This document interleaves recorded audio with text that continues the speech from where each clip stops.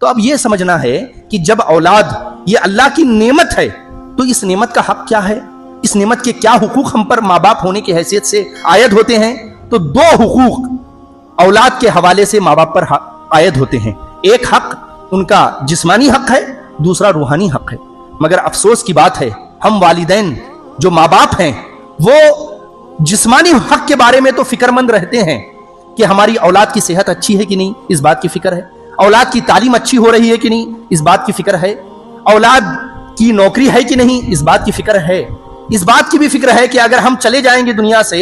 तो हमारी औलाद कैसे सरवाइव करेगी और उनका फ्यूचर कैसे सिक्योर होगा, इस बात की तो हमें फिक्र है। लेकिन माँ बाप को अगर फिक्र नहीं है तो इस बात की फिक्र नहीं है कि हमारी औलाद की दीनी तालीम का क्या हो रहा है, हमारी औलाद की दीनी तरबियत कैसी हो रही है। माँ बाप को इस बात की जरा बराबर भी फिक्र नहीं है कि हमारी औलाद बालिग हो चुकी है मगर अभी भी पाकी और नापाकी के मसाइल को नहीं जानती है, इस बात की जरा बराबर भी हमारे वालिदैन को फिक्र नहीं है। माँ बाप को जरा भी फिक्र नहीं है कि स्कूल के नाम पर हमारी औलाद रोजाना नमाजें कज़ा कर रही है और वो पीर हों, बड़े बड़े अल्लामा हों या मौलवी लट हों,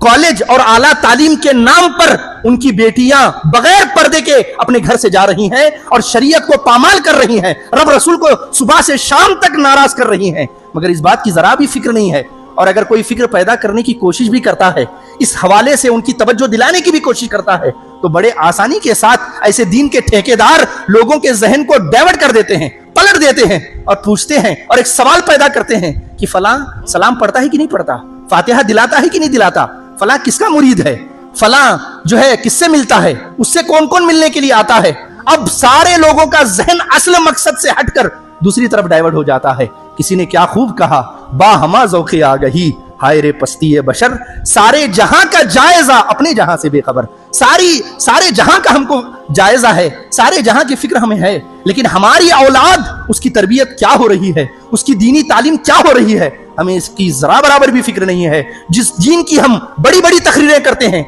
जिस दीन की तालीम की हम बड़ी फजीलतें बयान करते हैं, मौलवी साहब को जरा भी फिक्र नहीं है कि हमारी अपनी औलाद जिसके बारे में हम तकरीरें कर रहे हैं, हमारी अपनी औलाद को भी उस दीन की नॉलेज है कि नहीं है, उस दीन की तालीम है कि नहीं है। ये सही मानों में दीन पर अमल करने का जज्बा नहीं है।